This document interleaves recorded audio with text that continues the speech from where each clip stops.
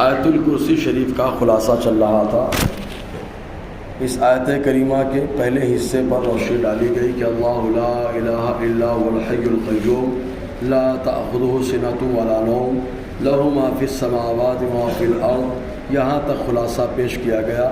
ابھی آگے اللہ تعالیٰ ارشاد فرماتا ہے من ذا الذی یشفع عندہ الا باذنہ، کون ہے جو اللہ تعالیٰ کے حضور شفاعت کرے مگر اس کی اجازت سے۔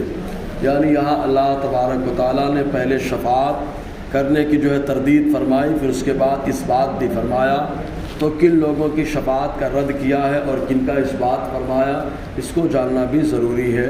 چنانچہ کفار مکہ پتھروں کی، معبودان باطلہ کی، لکڑیوں کی جو عبادت کرتے تھے، اگر ان سے کہا جاتا کیوں کر رہے ہو، یہ لکڑے یہ پتھر کسی کام کے نہیں، تو وہ لوگ کہتے اس لیے ہم ان کی عبادت کریں کہ یہ شفاعت کریں گے ہماری۔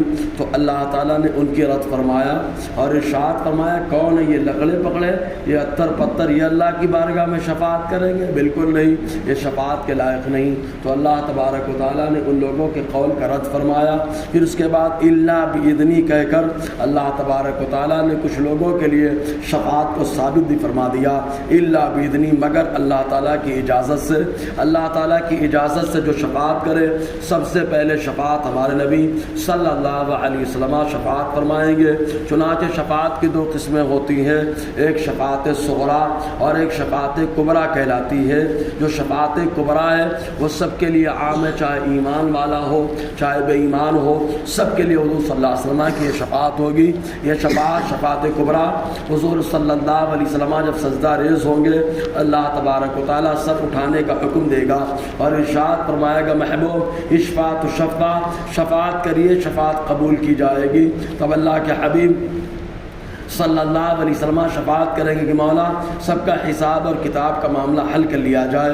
تب اللہ تبارک و تعالیٰ حساب و کتاب کا معاملہ حل فرمائے گا۔ تو یہ شفاعت سب کے لیے خاص ہے۔ اور ایک شفاعت صغریٰ ہے۔ شفاعت صغریٰ جو حضور صلی اللہ علیہ وسلم فرمائیں گے ایمان والوں کے لیے، اس کی کئی قسمیں امام نووی نے شرح مسلم کے اندر نقل فرمائی۔ پہلی قسم یہ کہ حضور صلی اللہ علیہ وسلم جب شفاعت کریں گے تو اللہ تبارک و تعالیٰ اس کی بے حساب و کتاب داخلہ اس کا جنت میں فرما دے گا۔ اور کسی کی شفاعت حضور کریں گے تو اللہ تبارک و تعالیٰ اس کے نیکیوں کے پلے میں اضافہ فرما دے گا۔ کسی کے لیے حضور شفاعت کریں گے تو اللہ تبارک و تعالیٰ ان کو جہنم میں جانے کا حکم دے چکا ہوگا، لیکن حضور کی شفاعت سے اس کا داخلہ جنت میں فرما دے گا۔ اور کوئی ایسا ہوگا کہ فرشتے اس کو جہنم کی طرف لے کے چل پڑے ہوں گے، حضور شفاعت کریں گے، اللہ تبارک و تعالیٰ اس کا داخلہ جنت میں فرما دے گا۔ اور کچھ ایسے بھی ہوں گے جو جہنم میں داخل ہو چکے ہوں گے، حضور صلی اللہ علیہ وسلم کی شفاعت سے اللہ تبارک و تعالیٰ ان کا داخلہ جنت میں فرمائے گا۔ چنانچہ بہت ساری حدیثوں سے خلاصہ ملتا ہے۔ ایک حدیث میں تو یہاں تک آیا، ابن ماجہ کی حدیث پاک، آقا علیہ السلام فرماتے شفاعتی لأہل الکبائر، جو بڑے بڑے گنہگار ہیں ان کے لیے میری شفاعت ہے۔ یہ شفاعت خاص حضور کے لیے، اور اس کے علاوہ انبیاء کرام الگ شفاعت کریں گے، اولیاء اور شہداء علماء الگ کریں گے۔ ابن ماجہ باب الشفاعہ کی حدیث پاک ہے، حضور فرماتے انبیاء کرام بھی شفاعت کریں گے، شہداء اور علماء بھی شفاعت کریں گے۔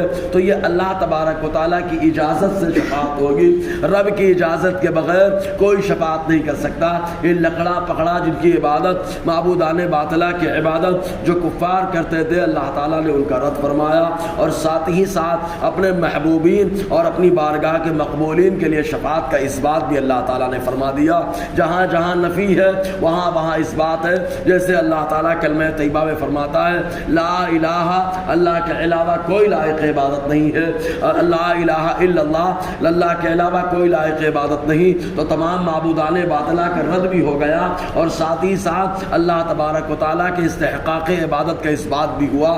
تو ویسے ہی یہاں پر شفاعت کے لیے تمام غیروں کا رد ہو گیا، اور اللہ تبارک و تعالیٰ کے محبوبین کے لیے شفاعت کا اس بات بھی ہو گیا۔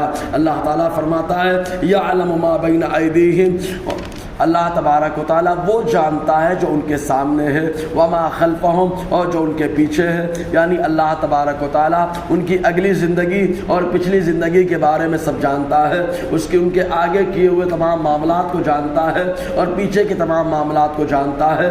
ولا یحیطون بشیء من علمہ الا بما شاء، اور یہ لوگ اللہ تبارک و تعالیٰ کے علم سے کچھ بھی گھیر نہیں سکتے مگر جتنا اللہ تعالیٰ چاہے، یعنی اللہ تبارک و تعالیٰ کے علم کا احاطہ کوئی انسان نہیں کر سکتا، اس لیے کہ اللہ کا علم ہے وہ لامحدود ہے، اور انسان کی معلومات یہ محدود ہوتی ہے، محدود معلومات غیر محدود کا احاطہ نہیں کر سکتی، اس لیے اللہ تعالیٰ کے علم کا احاطہ نہیں ہو سکتا۔